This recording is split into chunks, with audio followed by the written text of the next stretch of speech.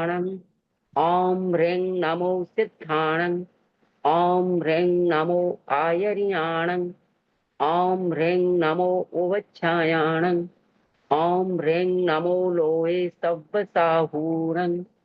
एसो पंचनमुक्कारो सव्वपावपणासनो मंगलाणं च सव्वेशं परमं हवै मंगलम्। परमं हवै मंगलम्। आराध्य के श्री चरणों में मेरा भाव भरा वंदन। परम पावन परम पूज्य महातपस्वी आचार्य प्रवर के श्री चरणों में श्रद्धाशिक्त भावों से मेरा वंदन। परम श्रद्धेय साथी प्रमुखा श्री जी को मेरा सह भक्ति वंदन। आज की इस क्लास में उपस्थित ज्ञानशाला प्रकोष्ठ के सम्मानित सदस्यगण और जूम को हैंडल करने वाली बहन श्वेता जी और इस क्लास में संभागी सभी प्रशिक्षिकाओं को मेरा सादर जय जयनेन्द्र। मेरी आवाज आ रही है ना श्वेता जी? हाँ आंटी, एकदम क्लियर है। क्लियर आ रही है? ठीक है। हाँ।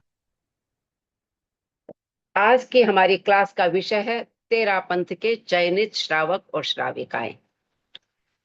हम विषय का प्रतिपादन करें उससे पहले यह समझे कि श्रावक किसे कहते हैं और हमारे धर्म संघ में श्रावक श्राविकाओं का क्या स्थान है।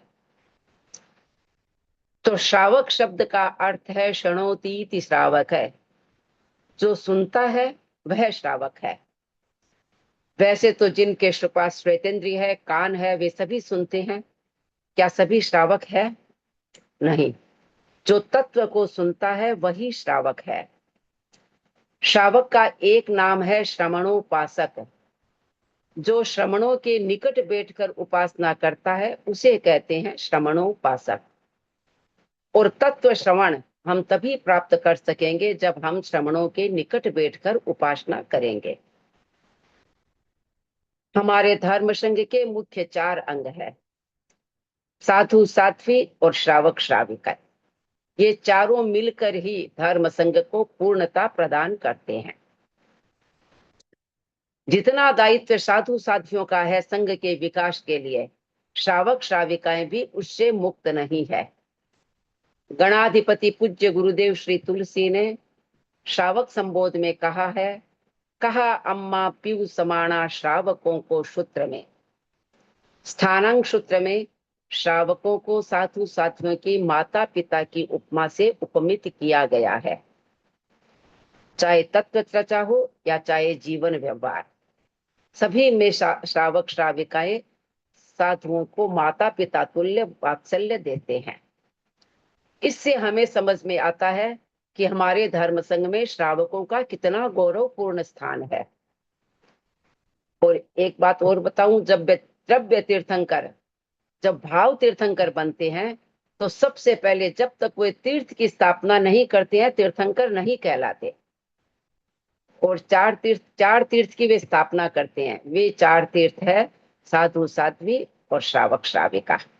तो श्रावकों का धर्म संघ में बहुत ही महत्वपूर्ण और गरिमामय स्थान है। हमारे 13 पंथ धर्म संघ में भी कुछ ऐसे मील के पत्थर श्रावक और श्राविकाएं हैं जिनका आचार विचार और व्यवहार से जिन्होंने धर्म संघ की प्रभावना में अपना सब कुछ समर्पित किया और धर्म संघ की प्रभावना में 4 चांद लगाए। ऐसे ही हमारे धर्म संघ के एक श्रावक है श्री गेरूलाल जी व्यास, जिन्हें हमारे धर्म संघ का प्रथम आचार्य भिक्षु का कहूं या 13 पंथ धर्म संघ का कहूं, प्रथम श्रावक होने का गौरव प्राप्त हुआ है। वे जोधपुर के थे और जन्मना ब्राह्मण थे। जन्म से ब्राह्मण थे और कर्मणा जैन थे। वैसे भगवान महावीर के टाइम में अनेकों ब्राह्मण थे। भगवान के सब जो ये गणधर थे सभी ब्राह्मण थे। और उत्तरवर्ती आचार्य परंपरा में भी अनेक आचार्य ब्राह्मण जाति से आते थे। तो ये पुष्करना ब्राह्मण थे, यानी उच्च जाति के ब्राह्मण थे। जब स्वामी जी स्थानकवासी संप्रदाय से अभिनिष्क्रमण किया, अलग होकर के जब जोधपुर आए तो सर्वप्रथम उन्होंने 13 व्यक्तियों को समझाया। उनमें गेरूलाल जी व्यास जी प्रथम थे।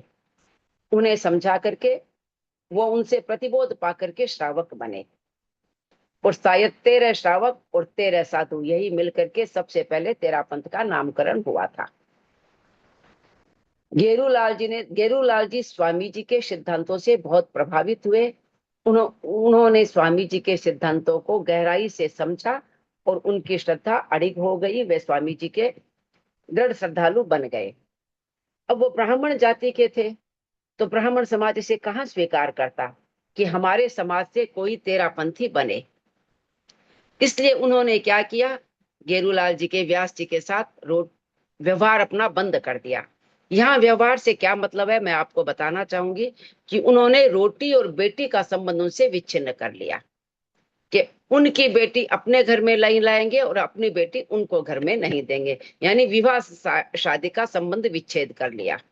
और रोटी का, उनके द्वारा दिए गए भोज में वे सम्मिलित नहीं होंगे और उनके भोज में इन्हें नहीं बुलाएंगे। लेकिन स्वामी जी की श्रद्धा अडोल थी, अडिग थी, गहरी श्रद्धा थी। स्वामी जी के नहीं, व्यास जी की अडिग श्रद्धा थी। व्यास जी के एक पुत्र था जो शादी के योग्य था, लेकिन जोधपुर में उस समाज में उन्हें कोई अपनी पुत्री नहीं दी, तो दूसरे शहर में, दूसरे गांव में उनका संबंध कर शादी कर दी। अब उनके समधी ने दहेज में और वस्तुओं के साथ उन्हें सामायिक के उपकरण दिए, आसन, माला, पूंजनी आदि उपकरण दिए। जब लोगों को यह पता लगा, तब उन्होंने कहा स्वामी जी के व्यास जी के समधी ने उनसे मजाक किया है उनके साथ। लेकिन व्यास जी बहुत समझदार थे, वे बहुत गहराई गंभीरता से चिंतन किया और फिर उन्होंने सबसे कहा कि मेरे समधी बहुत चतुर और समझदार है। उन्हें पता है कि मैंने अपनी पुत्री को तेरापंथियों के घर में दिया है, वहां वह सामायिक भी करेगी, पोषद भी करेगी। इसलिए उन्हें सामायिक और पोषद के उपकरण दिए हैं। अब विरोध करने वाले लोगों की बोली बंद हो गई। स्वामी जी एक सेठ के यहाँ नौकरी करते थे, तो वो दूर देश में भी जाते थे और वैसे भी वो जहां भी जाते वहां तेरापंथ का प्रचार करते। एक बार की बात है, और वहां पर धर्म चर्चा भी करते। एक बार की बात है, विक्रम संवत 1851 में वे गुजरात के मांडवी शहर, जो गुजरात है और कच्छ प्रांत का मांडवी शहर था, वहां पर गए। और वहां के प्रतिष्ठित स्थानकवासी संप्रदाय के प्रतिष्ठित श्रावक टीकमचंद जी डोसी के यहाँ ठहरे। शाम को खाने पीने से निवृत्त होकर के दोनों धर्म चर्चा करने लग गए। वो भी श्रावक थे और व्यास जी भी तेरापंथी श्रावक थे। दोनों में धर्म चर्चा हुई। टीकमचंद जी को बहुत अच्छा लगा कि ये भी जैन धर्म को मानने वाले हैं। अब टीकमचंद जी थे, वो क्या करते, ब्राह्मणों को सदा व्रत बांटते, गेहूं, चावल इत्यादि सदा व्रत देते थे और गरीबों को खाना भी खिलाते थे। इस विषय में भी उनकी व्यास जी के साथ बातचीत हुई, दान विषय विषय में भी। और जब व्यास जी ने उन्हें स्वामी जी के सिद्धांतों से अवगत करवाया, समझाया, तो वह बात उनके हृदय में बैठ गई। अब मैं थोड़ा सा आपको ये बताना चाहूंगी कि स्वामी जी के दान विषय क्या सिद्धांत थे। स्वामी जी कभी ये नहीं कहते थे कि आप गरीबों को खाना मत खिलाइए या सदा मत बांटिए, लेकिन उन्होंने एक बात कही, यह हमारा सांसारिक कर्तव्य है, इसे आप अध्यात्म के साथ मत मिलाइए। अध्यात्म की दृष्टि से दान के 3 प्रकार है, एक ज्ञान दान, संहति दान और अभय दान। ज्ञान दान जो हम करते हैं, पढ़ते हैं, सीखते हैं, वो ज्ञान दान।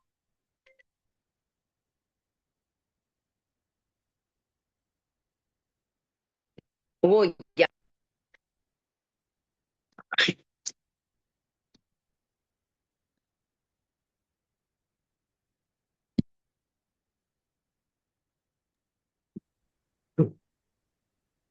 आंटी आपकी वॉइस और वीडियो दोनों स्टक हो गया है। बिल्कुल बिल्कुल, कोई वो फोन आ गया था, कोई फोन आ हाँ गया था। हाँ। 1 मिनट में थोड़ा बोल देती हूँ वापस।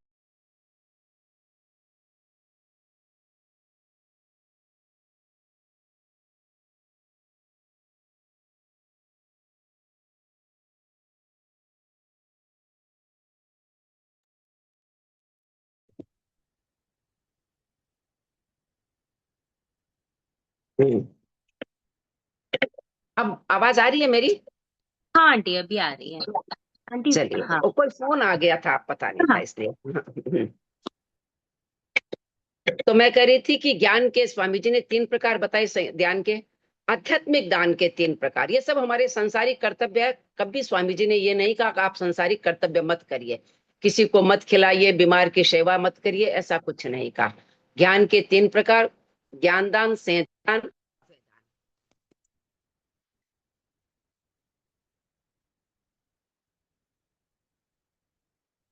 हेलो।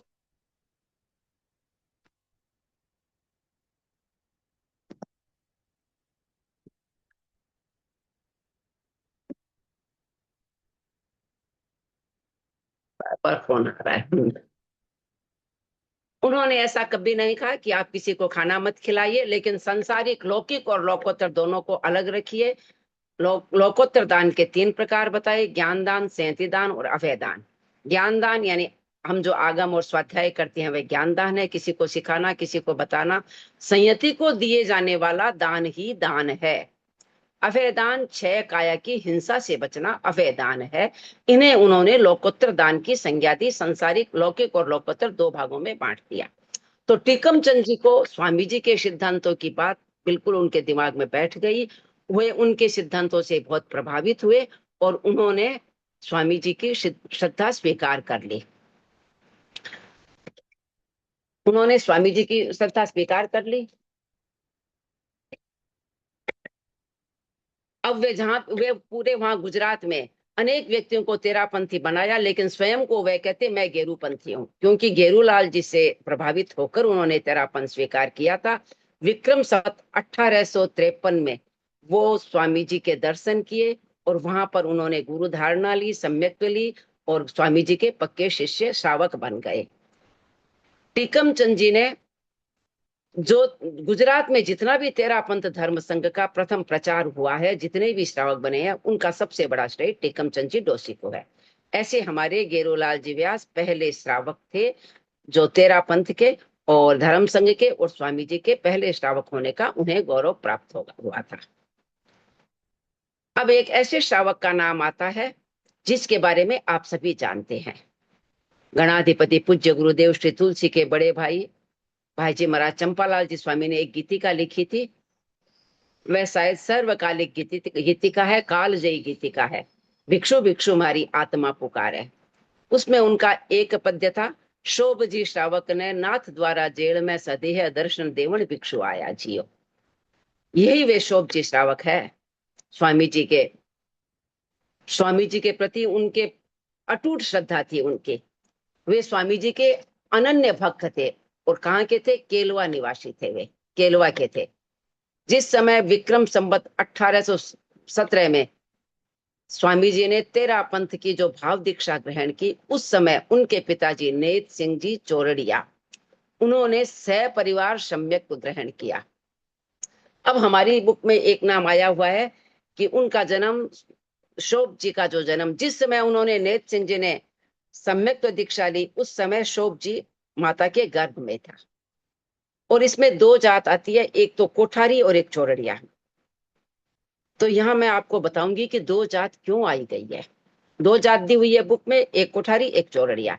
तो पहले क्या थे? जो राजा लोगों के भंडारण में काम करते थे, जिन्हें कोठा कहा जाता था, मतलब धन धान्य इन सब के कोठों में जो काम करते थे, वे कोठारी हुए। वैसे वे जात से थे चौरड़िया। अभी भी हमारे कई कोठारी है, जो कोई चोपड़ा कोठारी है, तो कोई राखेचा कोठारी है, कोई चौरड़िया कोठारी है। तो इसलिए ये 2 जात यहाँ पर बताई गई है कि एक कोठारी और एक चौरड़िया। तो जिस समय नेत सिंह जी ने सपरिवार सम्यक दीक्षा ली, उस समय शोभ जी उनके माता के गर्भ में थे और युवा होने पर सहज ही उनको संयम धर्म के संस्कार विरासत में मिले थे, क्योंकि जब वो गर्भ में थे तभी उनके परिवार ने सम्यक दीक्षा ले ली थी। बड़े होने पर उन्होंने तत्व समझ करके स्वामी जी के पक्के श्रावक बन गए। उनकी भी स्वामी जी के प्रति अटूट आस्था थी, लेकिन वे काव्य रस के बड़े रसिक थे और कवि थे। उनकी कविताओं में, उनकी गीतिकाओं में भक्ति रस कूट कूट कर भरा हुआ था, जिन्हें सुनकर ही हमारा हृदय भक्ति से, श्रद्धा से ओतप्रोत हो जाता है। शोभ जी ने 3800 पद्य परिमाण लिखे थे, मतलब 3800 पद्य लिखे थे। इसमें क्या है कि स्वामी जी ने 38,000 पद्य परिमाण लिखे थे। स्वामी जी के लिखे हुए 38,000 पद्य है।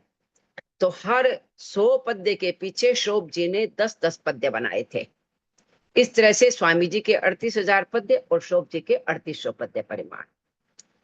उनकी एक गीतिकाओं की बुक है जिसका नाम है पूज गणे नाम की बुक है, और उसमें 30 गीतिकाएं हैं। वे सभी गीतिकाएं भक्ति रस से ओतप्रोत है, जिनको पढ़ते गाते हुए हमारा हृदय श्रद्धा से भक्ति से ओतप्रोत हो जाता है। अब जितने भी शोभ जी श्रावक थे, तो उन्हें वो संसारिक दोनों क्षेत्रों में ही निपुण थे, श्रावक भी थे और संसारिक क्षेत्र में निपुण थे। वे केलवा के ठाकुरों के ठिकाने में काम करते थे। जो राजा महाराजा के यहाँ काम करते, राजा महाराज जहाँ रहते उन्हें महल कहा जाता और ठाकुरों के घरों को ठिकाने कहा जाते। वे केलवा के ठाकुर के ठिकाने में काम करते थे। बहुत वर्षों तक उनमें काम किया। फिर किसी बात को लेकर के शोभ जी का ठाकुरों से मतभेद हो गया, और धीरे धीरे वह मतभेद मनोभेद में बदल गया। अब शोभ जी ने सोचा कि मनोभेद इतना बढ़ गया है, अब मुझे यहाँ नहीं रहना। तो वे अपने पूरे परिवार के साथ नाथ द्वारा चले गए। अब ठाकुरों को जैसे ही पता लगा कि शोभ जी तो यहाँ से नाथ द्वारा चले गए, तो उनको बहुत गुस्सा आया। ऐसा होता है ना कि मनुष्य की क्या एक आदत होती है कि जब उसके अहम को चोट लगती है, और वो भी किसी बड़े व्यक्ति के अहम को चोट लगती है, तो फिर वह कुछ भी कर देता है, कुछ भी कर सकता है। तो ठाकुरों को पता लगा कि शोभ जी नाथ द्वारा चले गए हैं, तो उन्होंने नाथ द्वारा के जो गोसाई जी थे उनसे संपर्क किया, और उनसे संपर्क करके उन्होंने क्या किया, कल्पित ही कुछ सही गलत कुछ भी उन पर आरोप लगा करके उन्हें कारागृह में डाल दिया। किनको डाल दिया? स्वामी जी, शोभ जी को कारागृह में डाल दिया।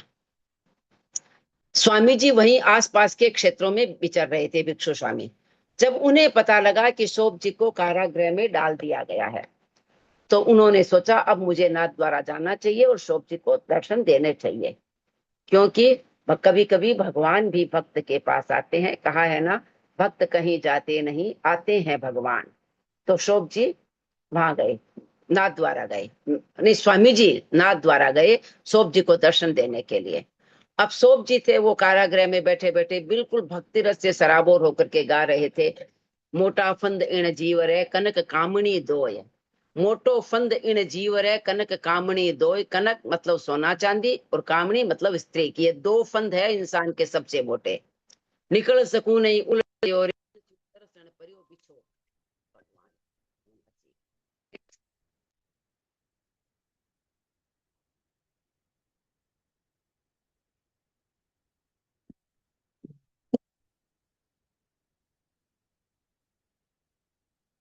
हम्म, हम्म। तिण स्यों बिछो होय, पूज जी का दर्शन किण विध होय, स्वामी स्यों मिलनो किण विध होय। वो इस तरह से गा रहे थे। इतने में स्वामी जी आ गए और उन्होंने कहा शोभा दर्शन इन विध होय, कि देखो तुम्हारे दर्शन हो गए। स्वामी शोभ जी ने जैसे ही आंखें खोली और सामने स्वामी जी को देखा, तो उनको विश्वास नहीं हुआ, और फटा जल्दी से वो उठे, और उठने के साथ ही उनकी बेड़ियां टूट गई। पांव में जो बेड़ियां डाली हुई थी वे बेड़ियां उनकी टूट गई। अब देखिए इसमें दो बातें घटित होती है। एक तो क्या कि उनकी बेड़ियां टूट गई, कोई दैविक घटना मान सकते हैं हम। दूसरी कि वो श्रद्धा, उनकी श्रद्धा में इतना बल होता है कि उस समय हमारे शरीर के रसायन बदल जाते हैं, रसायनों में परिवर्तन हो जाता है। शायद उसके अमित बल से, श्रद्धा के अमित बल के कारण ही उनकी बेड़ियां टूट गई थी शोभ जी की, और उन्होंने स्वामी जी के दर्शन किए।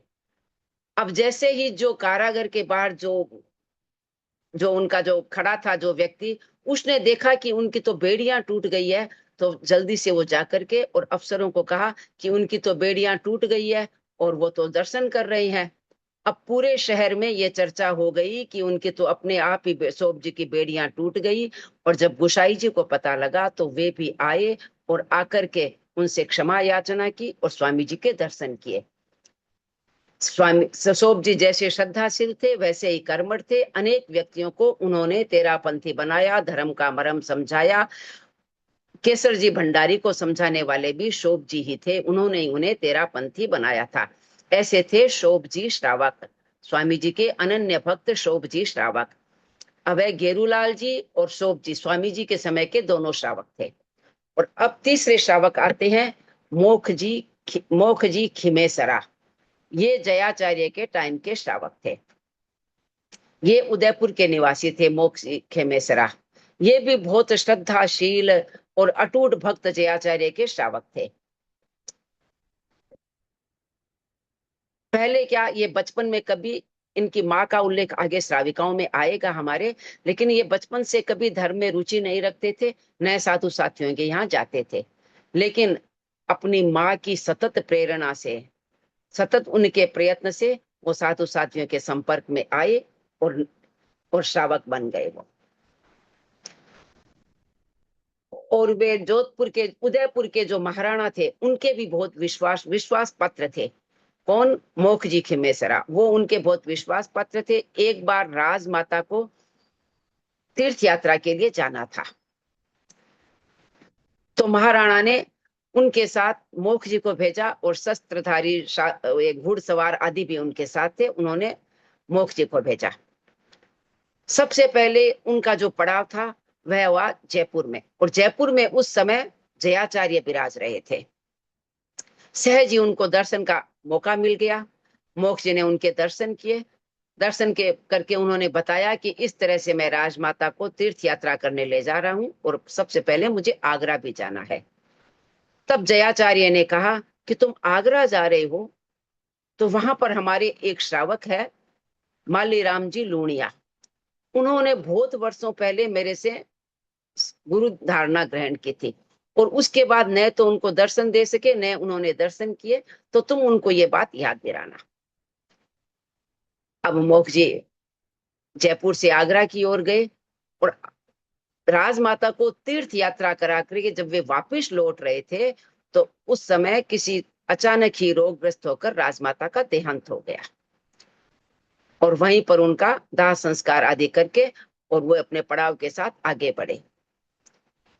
उस समय क्या था कि आगरा के आसपास के क्षेत्रों में डूंगजी और जुहार जी, दो व्यक्तियों का बहुत आतंक था। वे दोनों बिठोड़ा के शेखावत राजपूत थे और स्वतंत्रता प्रेमी थे। अंग्रेजों के पिछलग्गू राजाओं के वे बहुत बड़े विरोधी थे। जो अंग्रेजों के पिछलग्गू थे उनके विरोधी थे, और गुरिल्ला युद्ध में वे निष्णात थे, और इस युद्ध को करके वो अंग्रेजों के नाक में दम कर रखा था। और जेल से भी वे भाग गए थे, क्योंकि वो स्वतंत्रता सेनानी थे, देश प्रेमी थे। जब मोख जी वहां विचर रहे थे, तो वहां के सरकारी अफसरों ने सोचा, होन हो ये जरूर डूंग जी और जवाहर जी के ही व्यक्ति है, और उन्होंने उन्हें पकड़ लिया, गिरफ्तार कर लिया। मोख जी ने उन्हें बहुत समझाने की कोशिश की कि हम लोग इस तरह से तीर्थ यात्रा में आए थे, लेकिन मानने को कोई तैयार नहीं। सबने कहा कि अगर आपकी कोई जमानत यहाँ देने वाला हो तो हम आपको छोड़ सकते हैं। अब देखिए, उस समय न तो संचार व्यवस्था इतनी तीव्र थी। आज तो अगर ऐसी घटना हो तो 5 मिनट में शायद सारी पूरे इंडिया में फैल जाए कि इस तरह से सॉरी, उनको गिरफ्तार किया है। इंटरप्शन के लिए सॉरी आंटी, वेरी हाँ, सॉरी। हाँ। इंटरप्शन के लिए सॉरी। मैसेजेस आ रहे हैं कि मोग जी की घटना इनके सिलेबस में नहीं है, मतलब ये वाला अच्छा, ये नहीं है क्या? विशारद के इसमें चैट बॉक्स में आ अच्छा, रहा है आंटी। ठीक है, तो मैंने बुक में से देखा था मोक्ची के लिए, तो ठीक है, हम छोड़ देते हैं, दूसरा ले हाँ नहीं, लेते हैं, एक्चुअली जोधा चैट जी। बॉक्स में वो पार्टिसिपेंट्स मैसेज कर रहे हैं। अच्छा, अच्छा, ये नहीं है तो जोधो जी की तो है ना, उनके जोधो जी है। हाँ, आप चैट बॉक्स में रिप्लाई कीजिए प्लीज। भाई, नहीं है, आ रहा है। ये नहीं है सिलेबस में, सिर्फ श्रावक श्रावक संबोध वाले। संबोध वाले हैं। नहीं, बुक में दिया हुआ है अमृत कलश वाले। ओके। जो आपका सिलेबस आया था ना मेरे पास, जो पीडीएफ आई थी, उसमें हाँ, दिया गया है विशारद कि का, हाँ। हाँ, अमृत कलश के है भाग दो में, इसमें से भाग एक में से उसमें जोधो अमृत जी कलश भी आई हुई नहीं है। है, लिखे हैं। हैं? स्नातक में है आंटी, यहाँ पे लिखा है। वो विशारद का पीडीएफ एक बार था। एक बार आप देखिए, पीडीएफ दिखे तो। एक बार है ना, कोई पूरा ध्यान में है किनको तो हैंड रेस कीजिए, मैं अनम्यूट करती हूँ, आप बता दीजिए सिलेबस में कौन सी घटना है। नीतू जी जैन। हाँ, कौन कौन सी है? हाँ, एक मिनट, नीतू जी गुमान अनम्यूट जी। कीजिए आप। जय जिनेन्द्र जी। हाँ जी, हाँ बोलिए। जो श्रावक संबोध में है सिर्फ वही है जिसमें श्रावक शोभा चंद जी, गुमान जी लोनावत, विजय चंद जी पटवा, केसर जी हाँ भंडारी, हाँ, बहादुर मल जी भंडारी, ठीक है। दुली चंद जी अच्छा, ये दुक्कड़। नहीं है क्या इसमें? ये तो फिर नहीं, मैंने स्नातक श्रावक के लिए है संबोध क्या? वाले हैं, सिर्फ श्रावक। इवन एक मिनट, पीडीएफ, एक मिनट में आ रही हूँ, एक मिनट है, आप एक मिनट कीजिए इवन होल्ड। पीडीएफ भी उसी का ही आया हुआ है, श्रावक संबोध का। ठीक है मेरे पास, मैं एक मिनट हाँ जी, सारे वही हैं। हाँ, थैंक यू ऑल, आप लोगों ने ध्यान दिया, सभी के लिए उमरहम। एक्चुअली वो तीनों क्लासेस ले रहे हैं ना आंटी, तो मे बी शायद कंफ्यूजन हो गया होगा। हाँ, बल्कि जो इन्होंने डिटेल बताई है वो भी नहीं है, वो भी सिर्फ श्रावक संबोध में जितना जितना पैरा है सिर्फ वही, उसका पीडीएफ भी उतना ही आया हुआ है, पूरा हाँ हाँ, श्रावक संबोध में से। Okay, thank you. ठीक है, वो तीनों क्लास के है तो थोड़ा सा मिस्टेक हो गया होगा, आप इसको रिकॉर्डिंग में मत लीजिएगा, ठीक है ना श्वेता जी? आंटी सॉरी, एक्चुअली रिकॉर्डिंग तो वो स्टार्टिंग से ऑन हो गई थी ना, कोई बात नहीं, अच्छा, हम मेंशन कर देंगे, इतने मिनट के बाद से देख ली जाएगी रिकॉर्डिंग्स। हाँ ठीक है। हाँ, तो 3 बजे गुमान जी के बाद लोनावत को से लेते हैं, रिकॉर्डिंग आप गुमान जी देख लोनावत। लीजिए, इनको रिपीट देखिए, देखना है तो। हाँ, ठीक है, गुमान जी लोनावत को, गुमान जी लोनावत है, और कौन कौन से है मुझे बताइए? विजय चंद जी पटवा है, केसर जी भंडारी है, ठीक है, बहादुर मल जी भंडारी है, ठीक है, दुलीचंद जी दुग्गड़ है ना, हाँ है आंटी। और गेरूलाल जी का हो गया, चैन रूप जी श्रीमाल है। चैन रूप जी श्रीमान नहीं है बोल रहे हैं। आरती जी मैं आपको अनम्यूट करती हूँ, एक बार आप बता दीजिए शॉर्ट में। हाँ बता दीजिए, थोड़ा सा बता दीजिए। हाँ, एक, हाँ आरती जी। हाँ, गुमान जी लोनावत। हेलो, जय हाँ जिनेन्द्र। हाँ, हाँ। शोभा चंद जी, गुमान जी, विजय चंद जी पटवा, केसर जी, हम्म, बहादुर मल जी भंडारी, दुल्ली चंद जी हाँ दुग्गड़, गेरूलाल जी हाँ। व्यास, रूपचंद जी हम्म, सेठिया और लाजपत की माँ यानी भूरी देवी और लाल पत्नी जम्पू देवी। ठीक है, बिल्कुल ठीक है। देखिए, आपको गुमान मल जी, ये व्यास जी का हो गया, आपका गेरूलाल जी का, शोभा चंद जी का भी हो गया आपके। हाँ, अब आपको गुमान जी लोनावत का, गुमान जी ओके, लोनावत का। यस, तो देखिए, गुमान जी लोनावत मैं क्या, तीनों क्लास के लेने से थोड़ा मेरा हो गया होगा मिक्सअप। No problem. तो नहीं कोई बात नहीं आंटी, हाँ। गुमान जी लोनावत पिपाड़ के रहने वाले थे। वे धार्मिक प्रवृत्ति के व्यक्ति थे, श्रद्धालु होने के साथ जिज्ञासु भी थे।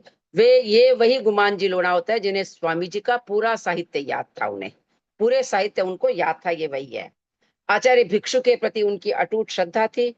वे उनके ग्रंथों का पारायण करते थे। इससे उनका तात्विक ज्ञान और अधिक गंभीर और गहरा हो गया था। एक बार उनके मन में विचार आया कि स्वामी जी पे सब ग्रंथों को ग्रहण संग्रह कर लिया जाए और उसके पास स्वाध्याय की पर्याप्त सामग्री हो जाएगी। तो उन्होंने स्वामी जी के सारे ग्रंथों को कंठस्थ कर लिया। उन्होंने अपना थोड़ा थोड़ा कंठस्थ करते करते बाहर जाकर तत्काल उसे लिखने का काम किया। कंठस्थ थे, फिर उनको लिपिबद्ध भी किया। इस क्रम में उन्होंने आचार्य भिक्षु द्वारा लिखे सब ग्रंथों की प्रतिलिपि एक महाग्रंथ तैयार कर लिया, जिसे गुमान जी का पोथा कहा जाता है। यह गुमान जी के पोथा के नाम से प्रसिद्ध है।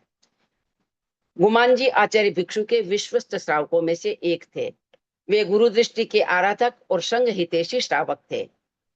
एक बार आचार्य भिक्षु ने मुनि बेणुराम जी को 3 बार पुकारा, बेणुराम जी स्वामी को। वे सामने ही दुकान में बैठे थे, पर उन्होंने उन्हें सुनाई नहीं दिया।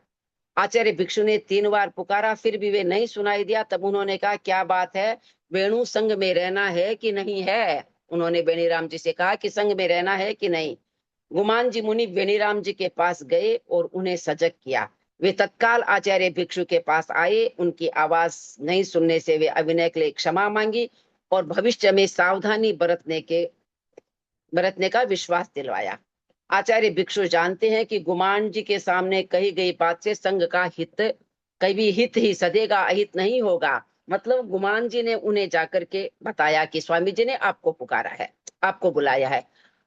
अगर वो चाहते तो स्वामी जी की कुछ भी अलग बात कर सकते थे कि स्वामी जी के श्रावक ऐसे हैं, उनके बुलाने पर, उनके साधु ऐसे हैं, उनके बुलाने पर नहीं आते हैं। लेकिन स्वामी जी को पता था कि वे ऐसी बात कभी नहीं करेंगे। ऐसे थे हमारे गुमान जी श्रावक। विजय चंद जी पटवा। देखिए, विजय चंद जी पटवा के बारे में आचार्य श्री गणाधिपति पूज्य गुरुदेव तुलसी ने श्रावक संबोध में लिखा है कि है क्षायक सम्यक बानगी पटवो जी की स्वस्थ शिखा। कि पटवो जी जो है वो क्षायक सम्यक व्यक्ति कैसा होता है, वे पटवो जी की श्रद्धा देखने से पता लगता है। चाहे कुछ भी हो जाए, लेकिन वे संघ के अहित के बारे में या संघ के विपरीत कुछ बात नहीं सुनते, और उनकी संघ और संघ प्रति के प्रति कभी श्रद्धा में भी किंचित मात्र भी फर्क नहीं आया। हालांकि अभी क्षपक श्रेणी नहीं है, लेकिन वो उदाहरण है क्षायक सम्यक्त्व के, ऐसा गुरुदेव ने लिखा है क्षायक सम्यक्त बानगी, यानी क्षायक सम्यक्त्व का वे एक प्रकार है, एक उदाहरण है। विजय चंद जी पटवा पाली के रहने वाले थे और वे शुरू से ही धार्मिक प्रवृत्ति के थे।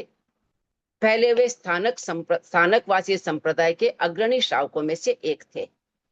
जब आचार्य भिक्षु पाली पधारे, उस समय उन्होंने आचार्य भिक्षु के आचार विचार सुने और उनसे प्रभावित हुए। लेकिन समाज के भय से पटवो जी आचार्य भिक्षु के मतलब उनके पास जाकर के, सम्मुख जाकर के दर्शन नहीं किए। एक दिन जब स्वामी जी रात्रि का व्याख्यान के पश्चात शयन के लिए गए, उसी समय पटवो जी अपने साथी स्थानकवासी संप्रदाय के श्री वर्धमान जी श्री श्रीमाल के साथ वो स्वामी जी के दर्शन करने गए। स्वामी जी उस समय शयन की तैयारी कर रहे थे। जब उन्होंने देखा कि दोष व्यक्ति आए हैं तत्व चर्चा करने के लिए, तो वे वहीं पर आसन बिछा करके बैठ गए और दोनों आगंतुक भी बैठ गए। वे प्रश्न करते रहे, आचार्य भिक्षु उत्तर देते रहे, और चर्चा ने इतनी लंबी चर्चा चली और गहरी चर्चा चली कि कब पश्चिम रात्रि हो गई पता ही नहीं चला। लेकिन इसका सबसे बड़ा, स्वामी जी को इसके सबसे बड़ा क्या लाभ हुआ कि पटवो जी उनके श्रावक बन गए। इस चर्चा से पटवो जी उनके श्रावक बन गए। विजय चंद जी तत्व को समझकर श्रावक बन गए। तेरापंथ या आचार्य भिक्षु के प्रति उनकी आस्था इतनी गहरी थी, किसी भी संघ के बहिर्भूत व्यक्ति से वह कमजोर नहीं हुई। एक बार चंद्रभाण जी पाली आए, वे पटवो जी से मिले। चंद्रभाण जी थे वो हमारे आचार्य भिक्षु के संघ से बहिष्कृत हो गए थे, अलग हो गए थे। वे पटवो जी से मिले, उन्हें अनेक प्रकार की निंदात्मक बातें कही पटवो जी से, उन्होंने कही चंद्रभाण जी ने। पटवा जी मौन रहे। उनके निकट खड़े व्यक्तियों में मौन का गलत अर्थ लगा लिया। मौन रहे तो कहते हैं ना कि मौनम स्वीकृति लक्षणम, कि भी मौन रहे हैं तो शायद वो हाँ है, मेरी हाँ में हाँ मिला रहे हैं, लेकिन मौन का गलत अर्थ लगाया। उन्होंने सोच लिया कि पटवा जी मुनि चंद्रभाणी जी के विचारों से सहमत है। कालांतर में आचार्य भिक्षु वहां आए, उन लोगों ने पटवा जी की शिकायत की।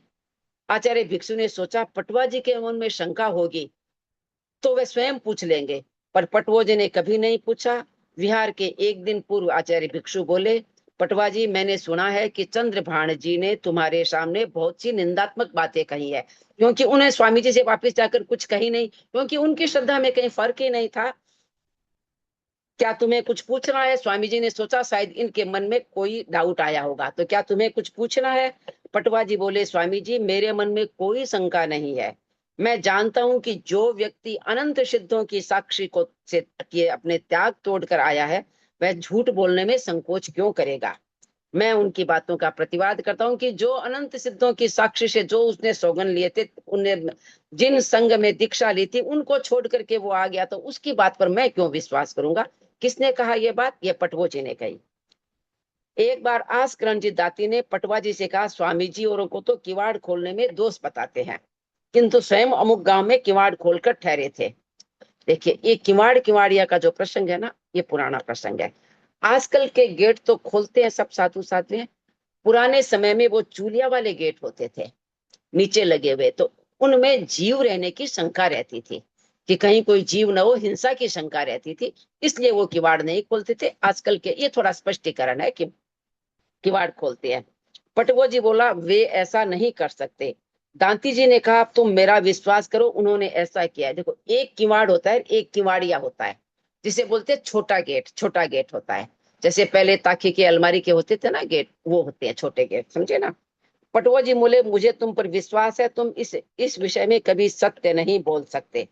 आचार्य भिक्षु ने यह घटना सुनी, उन्होंने पटुआ जी की अप्रतिम निष्ठा की प्रशंसा की। मतलब वहां भी पटुआ जी है, वे बिल्कुल भी विचलित नहीं हुए, उनकी श्रद्धा तनिक भी विचलित नहीं हुई। कुछ लोग विजय चंद जी पटवा को विमुख करने के लिए साधुओं में अनेक दोष बतलाते, पर वे उन दोषों के बारे में साधुओं से पूछते तक नहीं। ऐसा लगता है मानो वे क्षायक सम्यक्त के धनी है, कि वे क्षायक सम्यक्त। क्षायक सम्यक्त तो देखिए, श्रद्धा, अटूट, गहरी निष्ठा। वैसे क्षायक सम्यक्त का हम सैद्धांतिक अर्थ करें तो थोड़ा दूसरा हो जाता है, लेकिन यहाँ श्रद्धा से संबंधित है कि क्षायक सम्यक्त की श्रद्धा अडोल होती है। ठीक है। भिक्षु के मुंह से ऐसे शब्दों का प्रयोग उनकी दृढ़ धर्मिता को सिद्ध करता है। अब आते हैं आगे हमारे श्रावक केसर सिंह जी भंडारी, केसरी चंद जी भंडारी। ठीक है, वही केसरी चंद जी भंडारी जिन्होंने मोख जी ने समझाया था। सुप्रसिद्ध श्रावक थे केसरी चंद जी भंडारी, जो कपासन के निवासी थे, लेकिन कालांतर में वे कपासन को छोड़कर उदयपुर आकर के बस गए थे, उदयपुर में बस गए थे। वे उस समय के महाराणा थे भीम सिंह जी, उनके विशेष कृपा पात्र थे। वे उनके राज्य में कई पदों पर भी काम कर चुके थे। अनेक कई वर्षों तक उन्होंने राज्य के कर अधिकारी के रूप में काम किया, अंतःपुर का भार संभाला और न्याय व्यवस्था को भी उन्होंने संभाला।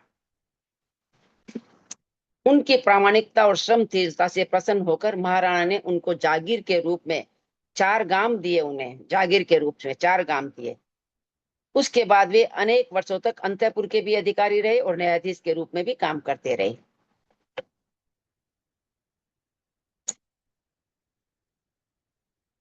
सन 1875 में आचार्य भारमल जी उदयपुर पधारे।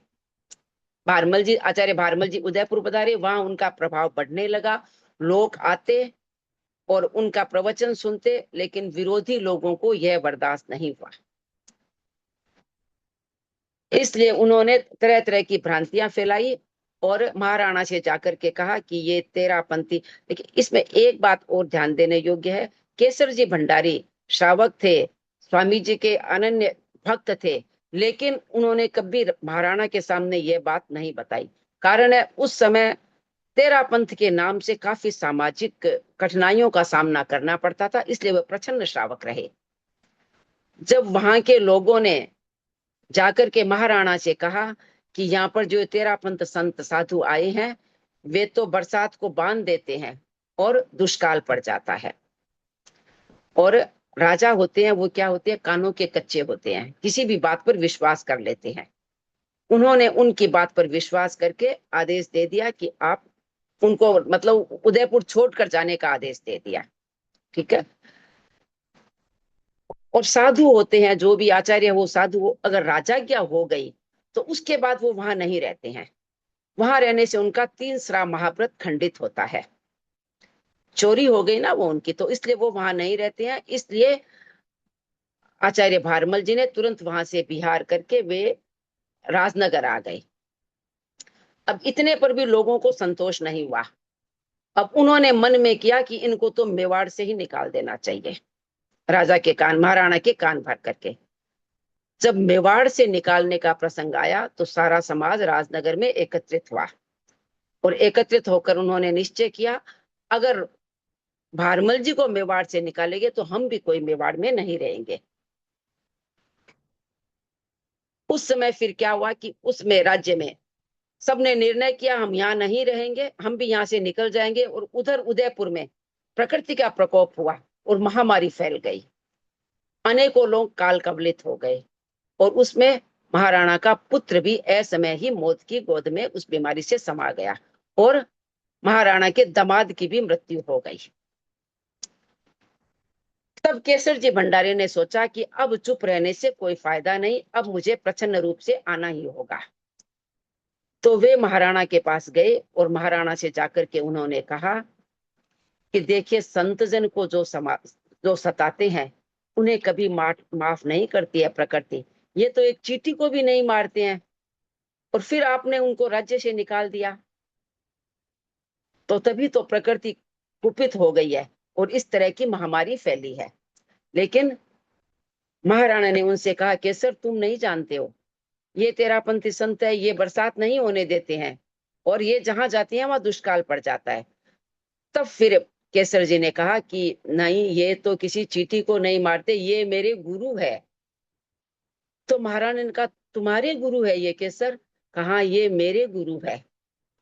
तब केसर जी ने तेरापंथ की उद्भवकालीन स्थिति और उस समय का जो भी स्थिति थी उससे अवगत कराया। अब महाराणा को बहुत दुख हुआ। उन्होंने कहा, केसर अब क्या किया जाए, इन्हें वापिस कैसे लाया जाए? तब केसर जी ने कहा कि आप अनुरोध कर सकते हैं, उन्हें निवेदन कर सकते हैं, आना या न आना, वो तो हे भगवान, या न आना। मेरे इतना फोन आवे नहीं आज ही।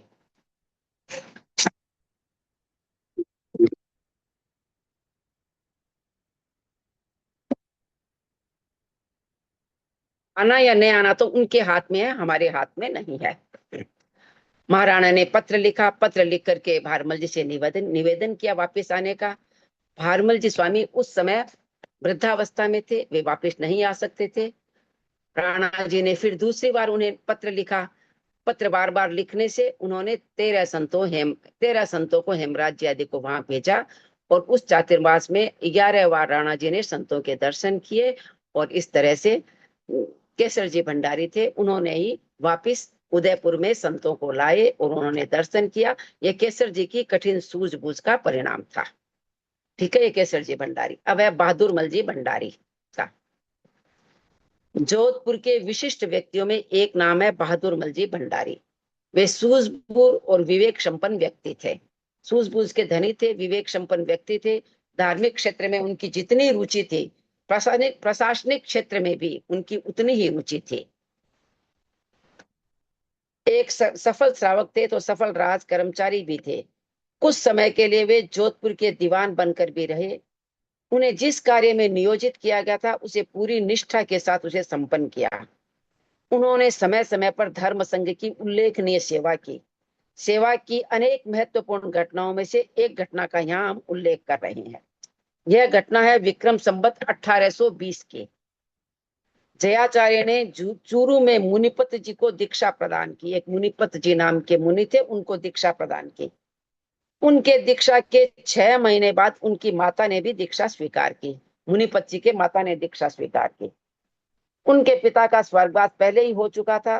जयपुर वासी थानजी चोपड़ा के घर उनके पिता गोद गए थे, यानी उनके पिता गोद गए हुए थे, पर आपस में सामंजस्य न बैठने से वह संबंध टूट गया। उसके बाद वे जल्दी ही दिवंगत हो गए। कौन? उनके पिता दिवंगत हो गए, मुनिपत जी के पिता। मुनिपत जी और उनकी मां का मन विरक्त हो गया, वे दोनों दीक्षित हो गए। इधर थानजी ने जयपुर नरेश तख्त सिंह जी के दीक्षा के बारे में शिकायत कर अपने पुत्र को लौटाने की मांग की। अब थानजी ने, जो उनके दादा थे, उन्होंने, नरेश ने मामले की जांच किए बिना ही गुरु और शिष्य को पकड़ने का आदेश दे दिया। किन्हें आदेश दिया? गुरु शिष्य को। गुरु कौन थे? जयाचार्य। 10 घुड़सवार उक्त आदेश देकर लाडनू के लिए चल पड़े। जयाचार्य उन दिनों लाडनू में प्रवास कर रहे थे। उक्त षड्यंत्र की जानकारी बहादुर मल जी को मिल चुकी थी। उन्हें रातों रात नरेश से संपर्क करना चाहा। नरेश अंतःपुर जा चुके थे, फिर भी भंडारी जी से मिले। भंडारी जी बोले, आपने जयाचार्य को पकड़ने का आदेश किस गलत सूचना पर दिया है? जयाचार्य को पकड़ने का आदेश दिया, भला श्रावक कैसे शांत बैठ सकते थे? वे मेरे गुरु है, मैं उनके बारे में निश्चित रूप से कह सकता हूं कि वे बिना आज्ञा किसी को दीक्षा नहीं देते हैं। पहले आपको स्थिति की जांच करनी चाहिए। जयाचार्य के लाखों भक्त है, वे अपने गुरु के लिए प्राण देने में भी हिचकिचाएंगे नहीं। इससे एक पूरा समाज राज्य विरोधी हो जाएगा। अगर आप उन्हें गिरफ्तार करेंगे तो पूरा समाज, तेरापंथी समाज, राज्य विरोधी हो जाएगा। नरेश भंडारी जी की बात सुनकर चिंतित हुए थे। उन्होंने उलझी हुई स्थिति को सुलझाने के लिए भंडारी जी से परामर्श मांगा। भंडारी जी बोले, आप पहला आदेश पत्र निरस्त कर दूसरा आदेश पत्र लिख दें।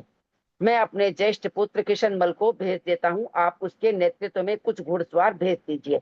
किसने कहा? बहादुरमल जी ने कहा कि आप उस पत्र को निरस्त कर दीजिए और दूसरा पत्र भेजिए और मैं आपके घुड़सवार के साथ अपने पुत्र को भेज देता हूँ।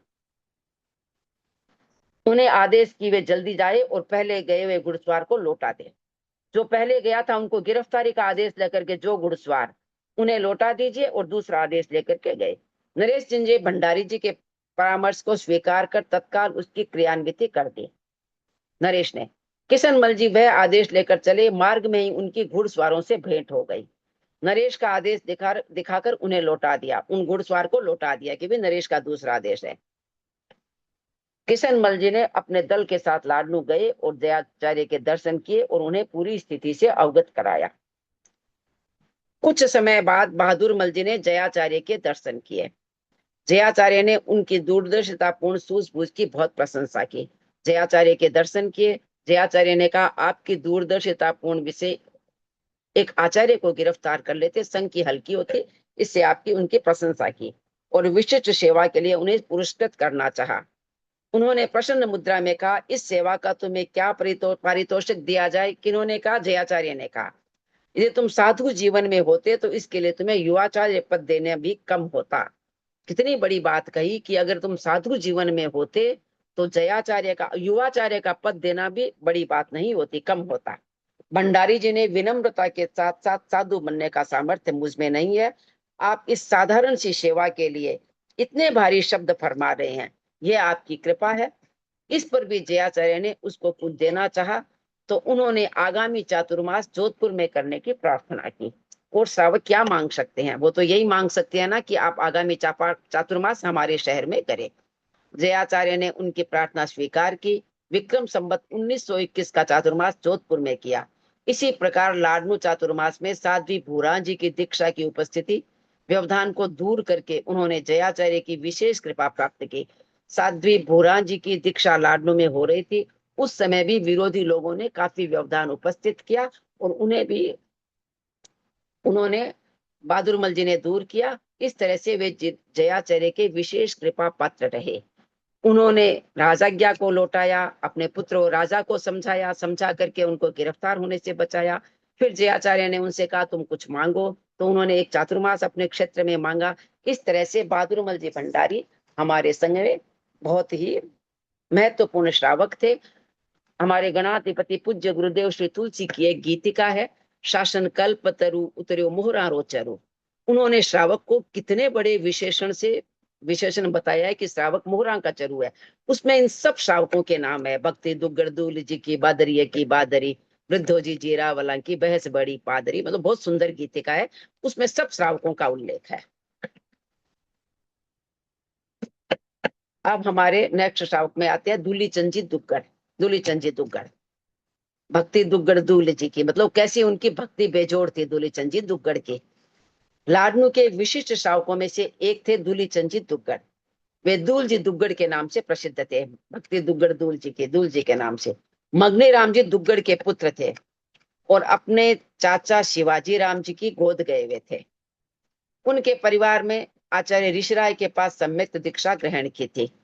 परिवार ने ऋषिराय जी के पास आचार्य श्री रायचंद जी के पास सम्यक दीक्षा स्वीकार की थी।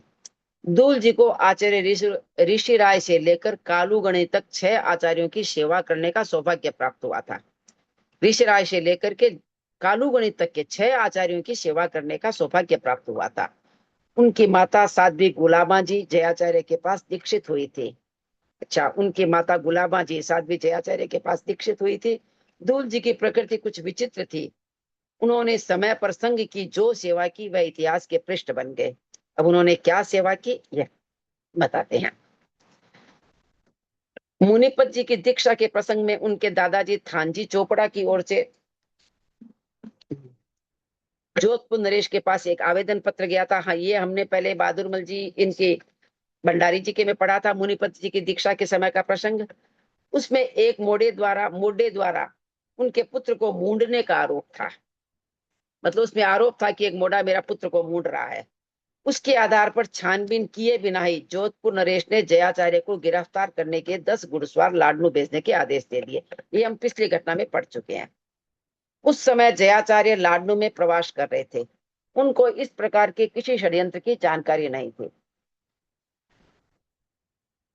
उधर जोधपुर निवासी बहादुरमल जी भंडारी ने उक्त संवाद लाडनू के श्रावकों के पास अविलंब पहुंचा दिया, बहादुरमल जी ने, और सूचना भी भिजवा दी कि वे नरेश के आदेश को निरस्त कराने का प्रयत्न कर रहे हैं। लाडनू के श्रावकों में हलचल मच गई। वे संग पर आई उस मुसीबत को टालने का प्रयास सोचने लगे। उनके चिंतन से कुछ बिंदु सामने आए।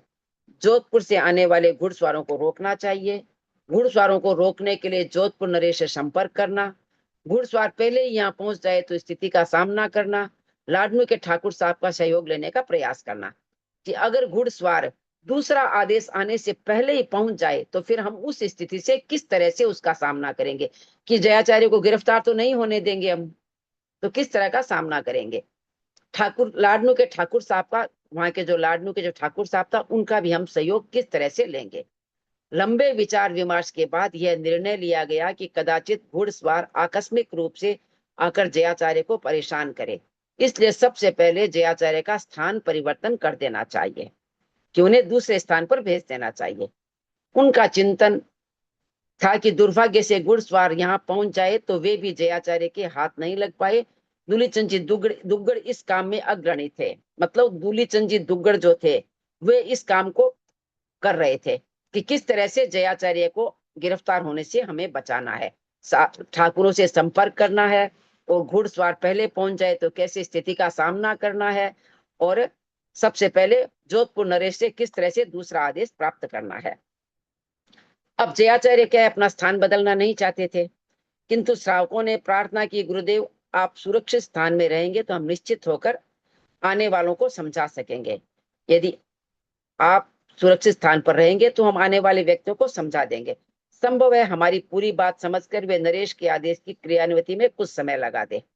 हो सकता है हम उन्हें समझाए तो वे नरेश के आदेश को क्रियान्वित करने में कुछ समय लगा दे। तब तक जोधपुर से भंडारी जी के प्रयास से कोई दूसरा आदेश आ जाए। श्रावकों की इस प्रार्थना पर जयाचार्य दुग्गड़ जी की हवेली में पधारे, किनकी, दूलीचंद जी दुग्गड़ की हवेली में पधार गए। वहां उन्होंने पूरी व्यवस्था कर ली। पहली व्यवस्था आदेश लेकर आने वाले को समझाने की थी। दूसरी व्यवस्था में श्रावक द्वारा सशक्त मानव दीवार बनाने की थी, कि किस तरह से हम मानव दीवार बना करके आने वालों को रोक दे। देखिए कैसी परिस्थिति थी हमारे धर्म संघ पर, और कैसे कैसे हमारे धर्म संघ के श्रावक थे। दुग्गड़ जी किसी भी मूल्य पर जयाचार्य पर आंच नहीं आने देना चाहते थे। वे अपना सब कुछ दांव पर लगाकर भी जयाचार्य की सुरक्षा करना चाहते थे। इस दृष्टि से उन्होंने तीसरी व्यवस्था में कुछ चुने हुए स्थानीय मोहिल कायम खानियों, लाडनू में कहा है मोहिलों का और चंदेलों का दो का था ना, तो मोहिल से वो कायम खानी यानी मुसलमान थे, उनको तैयार किया, जो मरने और मारने में माहिर थे। इन्होंने तैयार किया, दूलीचंद जी ने। धार्मिक दृष्टि से इस तैयारी का औचित्य नहीं था, क्योंकि मरने मारने का हमारा धार्मिक दृष्टि से कोई औचित्य नहीं है, किंतु समय पर जो कुछ भी किया गया वह उनकी दृष्टि से आवश्यक और अंतिम प्रतिकार था, वह आवश्यक था और अंतिम था। सुरक्षा की पूर्ण व्यवस्था के बाद वे संभावित खतरे का मुकाबला करने के लिए कटिबद्ध होकर घुड़सवारों के आगमन की प्रतीक्षा करने लगे। किंतु उधर जोधपुर से भंडारी जी की सूझबूझ से नरेश ने अपने पूर्व आदेश को निरस्त कर दिया था। पहले हम उसमें भंडारी जी वाले में सुन चुके हैं, पूर्व आदेश को निरस्त कर दिया था। भंडारी जी ने अपने पुत्र को भेजा था, दूसरा आदेश लेकर के उन्होंने रास्ते में ही उन घुड़सवारों को वापस भेज दिया था। भंडारी जी के पुत्र वह आदेश पत्र लेकर घुड़सवारों के साथ लाडनू पहुंचे। भंडारी जी के पुत्र उन्होंने अपना परिचय देकर श्रावकों को आश्वस्त किया और जयाचार्य के दर्शन कर सारी घटना सुनाई कि किस तरह से घटना प्रसंग हुआ। उस प्रसंग में बहादुरमल जी भंडारी का कर्तृत्व तो था ही, पर संभावित विकट स्थिति का मुकाबला करने के लिए लाडनू के श्रावक ने जो तैयारी की उसमें दूलीचंद जी की संग निष्ठा और गौरी भक्ति का भी उजागर होने का मौका मिला। मतलब दूलीचंद जी ने भी कितना काम किया, कितनी व्यवस्थाएं की लाडनू में। जोधपुर में बहादुरमल जी भंडारी और लाडनू में दूलीचंद जी दुग्गड़, उन्होंने किस तरह से व्यवस्था करके जयाचार्य को हमारे धर्म संघ के एक आचार्य पर आंच भी नहीं आने दी। श्रावक हो तो ऐसे हो, श्रावकों का यही गौरवपूर्ण इतिहास है हमारे धर्म संघ के श्रावकों का। अच्छा, अब चैनरूप जी श्रीमाल है ना आप में, इसमें नहीं है? गेरूलाल जी व्यास का तो हो गया, आप तो उसका बताना नहीं आपको, गेरूलाल जी का तो। संतोष जी सेठिया विदासर और देखे संतोष चंद जी सेठिया। श्रावक संबोध में दिया हुआ है ना, सेठिया संतोष रीढ़ी को चतुरता से चुने, ध्यान से संवाद बोल दिया जवाहर को सुने, लाजवाबी विमुख सम्मुख लाजपत की माँ कही, लाल पत्नी लाल जी से क्या कमाल जबान कही। तो हम सुनते हैं संतोष चंद जी सेठिया। विदासर और डूंगरगिर के बीच में एक गांव है रीढ़ी, छोटा गांव है, देहात है, जिसका नाम है रीढ़ी। किसी समय वहां ओसवालों की अच्छी बस्ती थी। वे लोग तेरापंथी थे। उनमें संतोष चंद जी सेठिया बहुत प्रभावशाली व्यक्ति थे। उन्होंने जयाचार्य के पास गुरु धारणा की थी, संतोष चंद जी सेठिया ने। वे शासन भक्त, श्रद्धाशील, धर्म संघ की नीति और नीति के जानकार थे। अपने करणीय के प्रति उनकी पूरी जागरूकता थी कि मुझे क्या कार्य मेरे लिए करणीय है और नहीं करणीय है, उसके लिए पूरे जागरूक थे। यह प्रसंग है 1937 का, विक्रम संवत। उस समय मुनि छोगजी आदि कुछ साधु संघ से अलग हो गए थे। छोगजी आदि, हरकुजी आदि कुछ साधियां भी उनके साथ थे। छोगजी आदि साधु और हरकुजी आदि साधियां संघ से अलग हो गए थे। एक बार वे लोग रीढ़ी आए, रीढ़ी गांव में आए। मुनि छोगजी से पहले वहां साध्वी हरकुजी पहुंचे। वे श्रावक संतोष चंद जी के घर जाकर बोली, श्रावक जी, आप आज आपके गांव में महाराज पधार रहे हैं। यह बात सुन सेठिया जी चौंके। उन्होंने आश्चर्य के साथ कहा, पूजी महाराज तो इसमें जयपुर में विराज रहे हैं, उनके इधर आने का तो कोई संवाद नहीं है, आप क्या कह रही है। साध्वी जी बोले, वे नहीं, छोगजी पूजी महाराज पधार रहे हैं। क्योंकि वो संघ से बहिष्कृत हो गए थे, तो उन्होंने कहा छोगजी पूजी महाराज पधार रहे हैं। संतोष चंद जी को यह जानकारी थी कि मुनि छोगजी आदि और हरकुजी आदि साध्वियां संघ से अलग हो गई है। फिर भी उन्होंने अनजान बनते हुए पूछा, साध्वी जी, तेरा पंथ में आचार्य एक ही होते हैं या दो होते हैं। आचार्य एक होते हैं तो फिर ये पूजी महाराज कहाँ से आए। इस प्रश्न ने साध्वी जी को सहमा दिया। दो क्षण समझ कर वे बोली, आपको पता नहीं है क्या, आपने अपना अलग संघ बना लिया है, कि हमने अपना अलग संघ बना लिया है। शेठिया जी ने कहा, साध्वी जी, आप तो जानती है कि मर्यादा पत्र का वाचन करते समय वे हर बार त्याग करते हैं कि जब तक खोली में, मतलब शरीर में सांस रहेगा, तब तक मैं मर्यादाओं का भंग नहीं करूंगा, जब भी मर्यादा का वाचन होता है। मैं आपसे जानना चाहता हूं कि उस खोले में आई हैं या उसे बदल कर आई हैं, कि आप उसी शरीर में आई हैं या उसे बदल कर आई हैं। साध्वी हरकुजी इस बार सहमी नहीं, घबरा भी गई। वे प्रश्न का उत्तर नहीं दे पाई, उनकी आशा धूमिल हो गई। वे मौन होकर वहां से लौट गई। उक्त घटना प्रमाणित करती है कि संतोष चंद जी संघ की मर्यादाओं को जानते थे और समय पर गहरी सूझबूझ से काम लेते थे। कैसे कैसे हमारे धर्म संघ के श्रावक थे और कैसे बिल्कुल बोल्डली जवाब दे सकते थे, ऐसे हमारे धर्म संघ के श्रावक थे। इसीलिए उनका प्रकरण आज चल रहा है। जवाहरलाल जी बोरदिया, ये है ना आपके जवाहरलाल जी बोरदिया? नहीं है, ठीक है। लाजपत की माँ, श्रावकों में आपके कौन से है? अब एक बार श्रावक में चलते हैं ना, बोलिए। सर प्लीज कोई हैंड रेस करेंगे, हैंड रेस कीजिए ना प्लीज।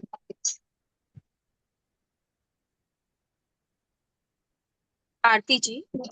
हाँ, रूपचंद जी सेठिया सुजानगढ़ के श्रावक। अच्छा, रूपचंद जी फिर सेठिया। फिर और दो ये हैं भूरी देवी और जमपुर देवी। रूपचंद जी सेठिया, और ये नहीं है क्या तुम्हारे, ये चैनरूप जी दुग्गड़, ये नहीं है ना? नहीं नहीं, रूपचंद जी सेठिया है, ठीक है, बात है। फिर दो वो भूरी देवी और जमपू देवी हैं। ठीक है। रूपचंद जी सेठिया ये सुजानगढ़ के थे। ये बहुत श्रद्धाशील, मतलब ये इतने बड़े धार्मिक आध्यात्मिक व्यक्ति थे कि ये पाप भीरू श्रावक थे। इनको पाप से बहुत डर लगता था। सुजानगढ़ निवासी सुश्रावक रूपचंद जी सेठिया दृष्टि संपन्न व्यक्ति थे।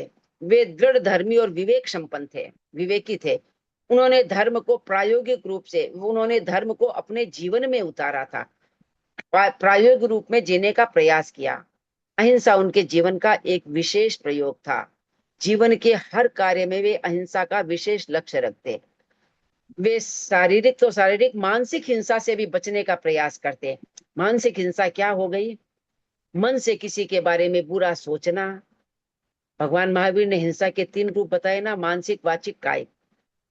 शरीर से हिंसा करना, बोल करके हिंसा करना, और मन से किसी के बारे में गलत सोचना। तो वो मानसिक हिंसा से भी बचते थे।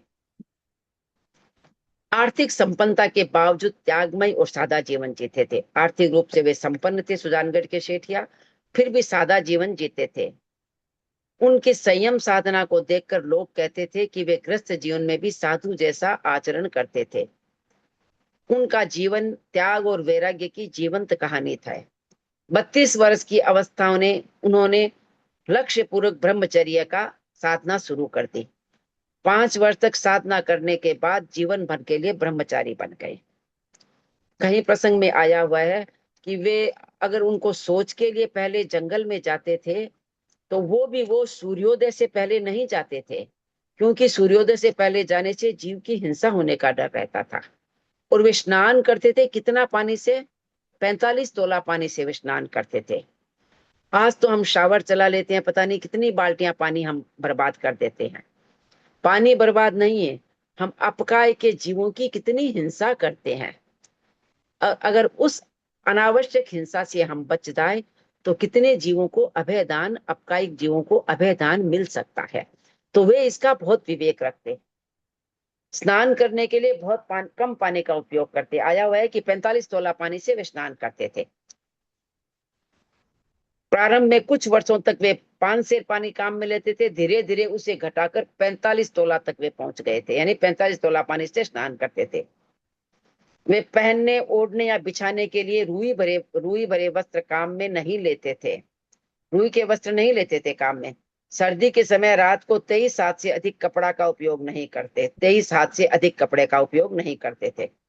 श्रावक थे, साधुओं को एक लिमिट होता है, लेकिन उनमें धार्मिकता उतरी हुई थी। वे 23 हाथ से अधिक कपड़े का उपयोग नहीं करते। प्रतिदिन सामायिक करते, दोनों समय प्रतिक्रमण, रात्रि को चौविहार, सचेत पानी का त्याग आदि नियमों को वे जागरूकता से पालन करते थे। वे पानी का जो पक्का पानी करवाते थे वे अपने सामने करवाते थे। पक्का पानी उनको विश्वास नहीं होता था। रूपचंद जी सत्यनिष्ठ व्यक्ति थे, व्यापार में पूरी प्रामाणिकता रखते थे। वे अपने मुनीम गुमास्तों को भी उनका निर्देश था कि वे ग्राहकों के साथ धोखाधड़ी न करें। एक बार उनकी दुकान पर कोई ग्राहक आया, मुनीम उसको कपड़ा दिखाकर उसके दाम बताने लगा। तो ग्राहक ने तोल भाव बहुत किया कि कम करो कम करो, जाते हैं तो थोड़ा मोल भाव करते हैं ना, कम कर दे कम।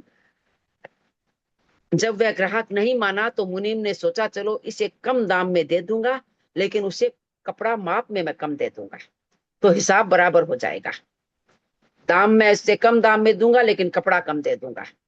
तो उसने जिस भाव में उसे कपड़ा बेचा गया था वह दुकान की निर्धारित दरों से कम था, कम दरों में बेचा था।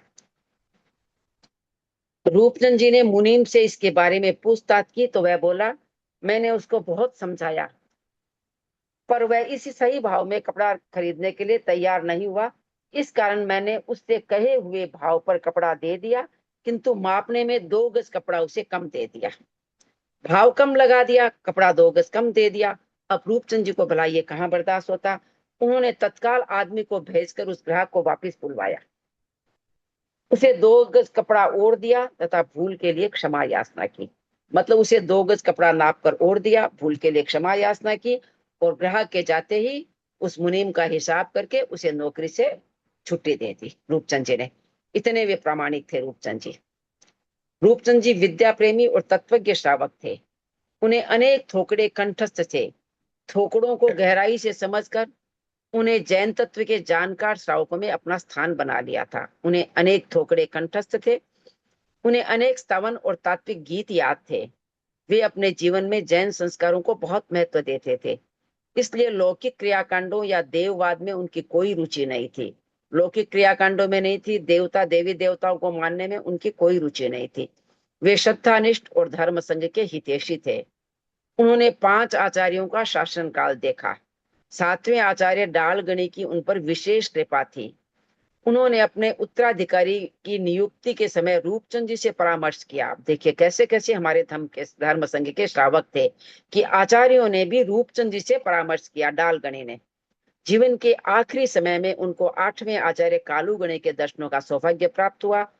अपने 60 वर्ष के जीवन काल में उन्होंने एक आदर्श श्रावक का उदाहरण प्रस्तुत किया उनकी आस्था, उनका ज्ञान, उनका विवेक, उनका उदात्त चरित्र, उनके गौरवपूर्ण जीवन की एक कहानी थी।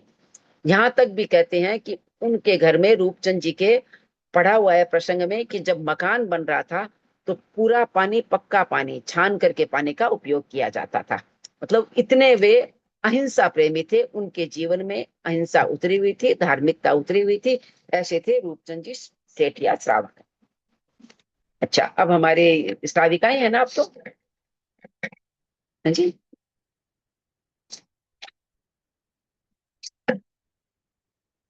लाजपत की मां श्राविका, ठीक है।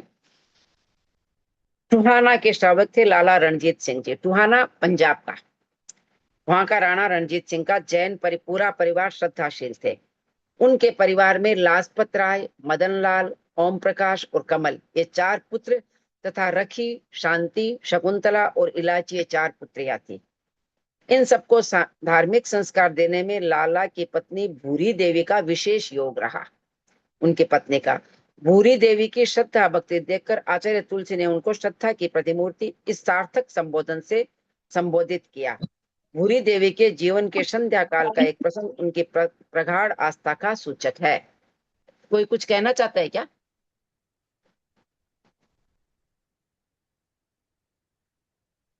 बात विक्रम संवत 2038 की है। उस वर्ष तेरापंथ धर्म संघ से अलग हुए कुछ साधु धनमुनि, चंदन मुनि आदि हैं। कोई बोल रहा है कुछ? Sorry aunty. अच्छा, ठीक है। बात विक्रम संवत 2038 की है। उस पर तेरापंथ धर्म संघ से अलग हुए कुछ साधु धनमुनि, चंदन मुनि आदि टूहाना गए।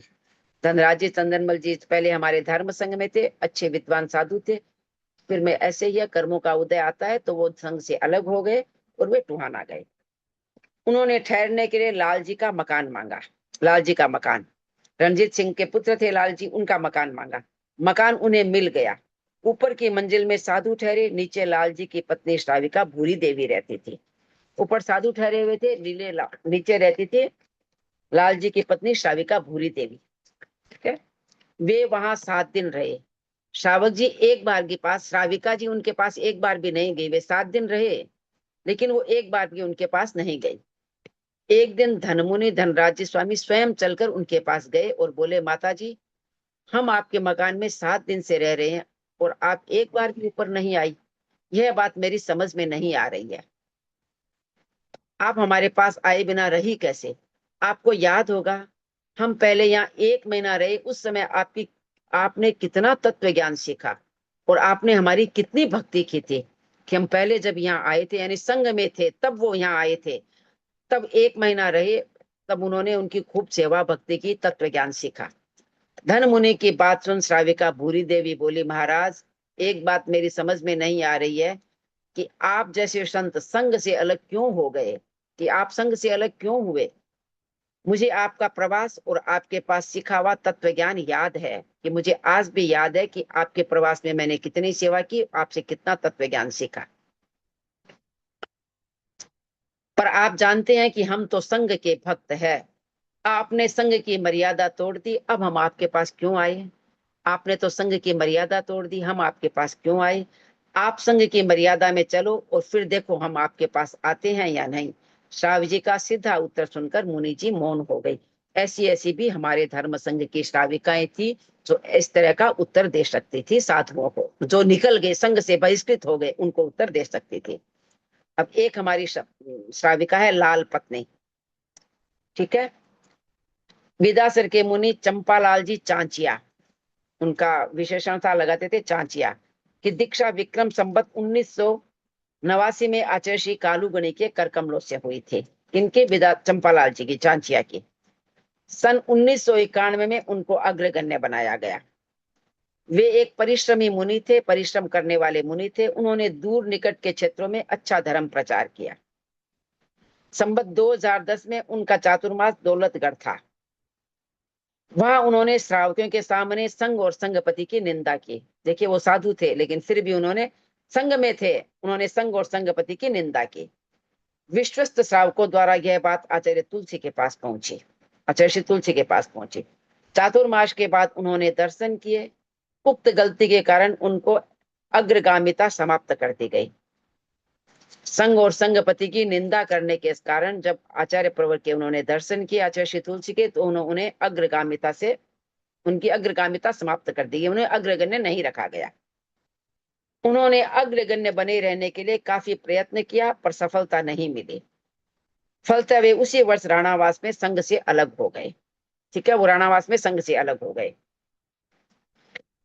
संघ से अलग होकर मुनि चंपालाल जी ने कुछ लोगों को भ्रांत बनाकर अपने निकट कर लिया। उन्होंने कुछ लोगों को भ्रांत बना दिया, भ्रमित कर दिया और अपने निकट कर लिया। कई जिनकी श्रद्धा पक्की नहीं होती है वे भ्रमित भी हो जाते हैं। उनमें छापर निवासी लालचंद जी कोठारी भी एक थे। छापर के लालचंद जी कोठारी भी एक थे।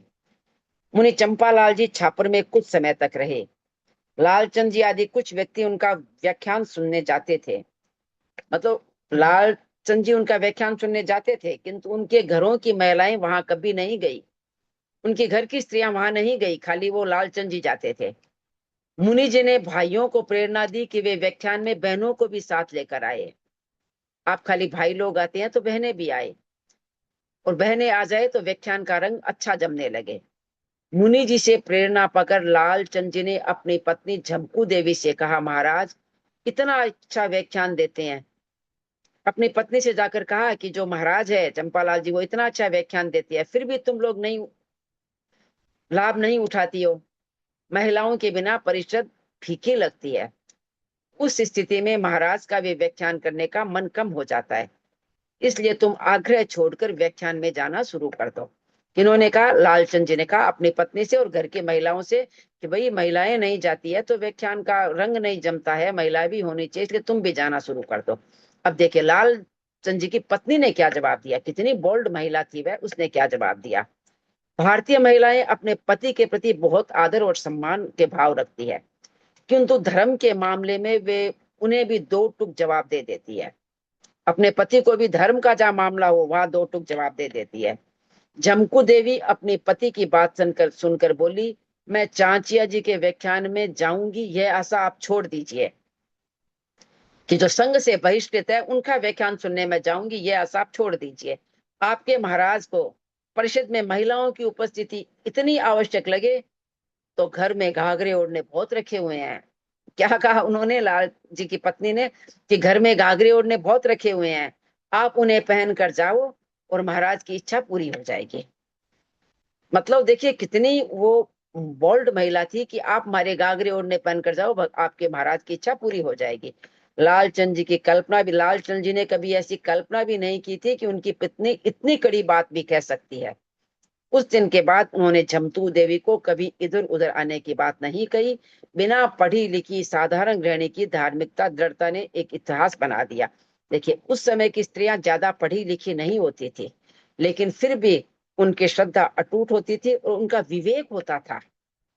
पढ़ाई लिखाई अलग बात है, लेकिन विवेक होता था उनका, और उन्होंने अपने विवेक से सोचकर वो इतिहास में उनका नाम दर्ज हो गया। लाल पत्नी लाल जी की ने क्या कमाल जबान कही, कि क्या कमाल की उन्होंने भाषा का इस्तेमाल करके अपने पति से कहा कि आप घाघरा ओढ़ना पहन करके, महाराज की इच्छा पूरी हो जाएगी, आपकी भी इच्छा पूरी होगी, आप बैठ जाइए महिलाओं के स्थान पर। अब और भी है क्या इसमें कुछ आपको बताना? जैसे जसनलाल जी कोठारी का है, थोड़ा हैंड रेस करके बता दिए, जसनलाल जी कोठारी का है क्या इसमें आपके? नीतू जी।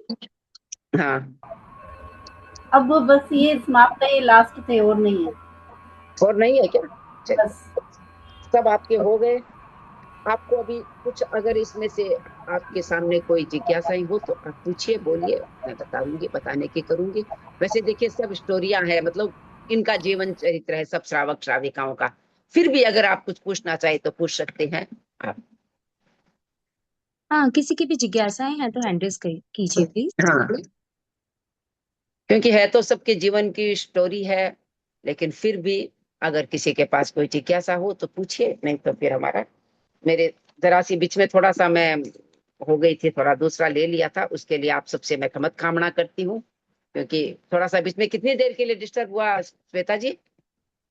हाँ, अरे आंटी कोई बात नहीं है यहाँ पे ऐसा कुछ नहीं नहीं है, थोड़ा, कभी कभी हो जाता कंफ्यूजन, तो कोई हाँ बात वो नहीं आंटी। कंफ्यूज हो गया, उसका भी नहीं कर अच्छा रही थी हुआ ना तो हमारे पार्टिसिपेंट सजग है, तो उन्होंने हाँ चैट बॉक्स में हाँ, डाला तो इसीलिए उनको मैं, पता हाँ चल गया। हाँ हाँ, मैं खमत कामना करती हूँ सबसे, क्योंकि कुछ रह गया हो तो, और किसी को कुछ पूछना हो तो ठीक है, नहीं तो हमारी क्लास आज, क्योंकि ये तो सिंपल कहानियां ही थी ना, कोई वैसे नहीं थी, हाँ हाँ, सबके जीवन का बताना था। फिर भी कोई श्रावक हैंड के बारे में, किसी के बारे में कुछ पूछना हो तो हैंड रेज करके आप पूछ सकते हैं।